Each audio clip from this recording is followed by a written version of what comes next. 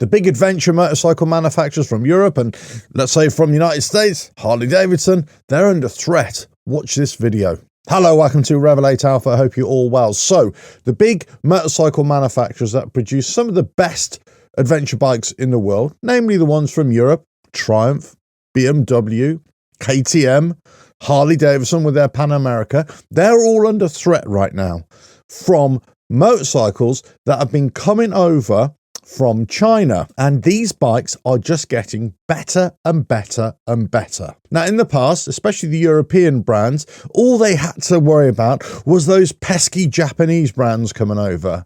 And then when Harley-Davidson entered the mix, for a moment, people start to think, oh, is this the end of the European brands in terms of big adventure bikes? Now, we know that the big CC adventure bikes, they kind of gone out of favour a little, in favour of the more mid-sized adventure bikes, those from, let's say, 700 to 900cc. And I've talked about the strength of that engine size in past videos and how the trend has been from the big adventure bikes to the smaller ones. But now we're talking about the big adventure bikes, which are going to be great for touring, great for sort of trail riding, just great big bikes. But now they're under threat from the Chinese brands. Now, some of you might be thinking, God, Chinese brands, what do they know about a big adventure bikes? Well, let me just tell you this. They are coming in on value, they are coming in on engine size, and they're also coming in on availability as well. You've got brands like CF Moto and Vogue, just to name but two, that are coming directly out of China, and they've come up to 800cc, 900cc, now into the 1000cc range. But also, there are other motorcycle manufacturers that you would think are not Chinese. In this case, let's say like Moto Morini and other European design houses, which I would always call, if you watch my videos from years back, I'd always talk about these European design houses that are not actual European brands anymore, they're Chinese owned. Well, they're producing more bikes as well, and they're going to be coming in on cost, and they're going to rival the performance of the likes of the Ducati Multistrada, just to name but one. Why is this so important? Because the trend has already been from a shift away from the big ADVs into the smaller ADVs, so it's a reducing market anyway. Whilst it's still a very popular market, it is a reducing market. Put onto that the cost of the big ADVs from, let's say, BMW and from Ducati and from Triumph, we are talking £25,000 plus. It really depends on the extras that you have on these things as well. Now, granted, Harley-Davidson's Pan America, it does come in a lot cheaper, but we are still talking, once you start adding the accessories, in the region of late 18s to 20,000, something like that. So what is driving people away from the big ADVs is not only the usability of those on a daily basis, the big bulky bikes, the big engines, but also the cost. The cost of these big ADVs has just got more expensive year on year, especially when they're all loaded up with accessories, of course. They're coming away from those big expensive bikes because they want something more manageable, more usable, but definitely better on price.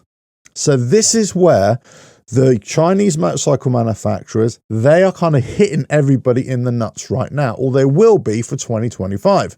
And the reason is that they can still identify that a lot of riders, they want the mid-size ADV bikes, which they're also producing, and they're going to come in cheaper than the ones being offered, let's say, by European or Japanese motorcycle manufacturers. But they also recognize that people want the big ADV bikes, but they just don't want to pay those prices. So they're going to produce those big ADV bikes with similar kind of tech and similar kind of build quality. Well, will they? Will it be the similar kind of build quality? We really don't know, but they are coming in, especially from brands like CF Moto, who have been in partnership with companies like KTM for the longest time. They now started producing their own bikes and their own engines. So they're not just the poor cousins of a European brand. They are big brands in their own right. And they've taken all that manufacturing know-how over the last few years, and they produce their own bikes. And this is what I've been saying for quite a while now. Be careful what you wish for, and be careful, what kind of relationships you have if you're a Western manufacturer with Chinese manufacturers as well. Not necessarily that there's anything wrong with it. It's just that they are going to take all your know-how and they're going to start making their own motorcycles, and those motorcycles might be even better than yours. So this is a situation which we've got now. We've got companies like CF Moto who are increasing their engine size above 800cc. We've got companies like Vogue. They're also producing bikes, adventure bikes above 800cc. We've got the European design houses, which are Chinese motorcycle brands. They're producing big bikes as well. So all of a sudden, where does this leave the likes of BMW, Triumph, Ducati, KTM? Well, of course, people are still going to want to go to those brands because they associate those brands with top quality motorcycles. Now, if you're talking to the likes of Harley Davidson, well, maybe that shine has already started to diminish off that brand, but also off that motorcycle as well. It had the big bump in the first year that it was released. Then all of a sudden the sales weren't so great. Whilst it is cheaper than the European brand, it's still not selling as well. Now, the big sellers, of course, like BMW, they're the ones who've really got to be a bit careful here, because you can see these other bikes coming in and they are going to be great bikes to ride and live with on a daily basis. They're going to be very usable, but they're going to come in on price as well. Now, how long would they last for? What will be the residuals on these things?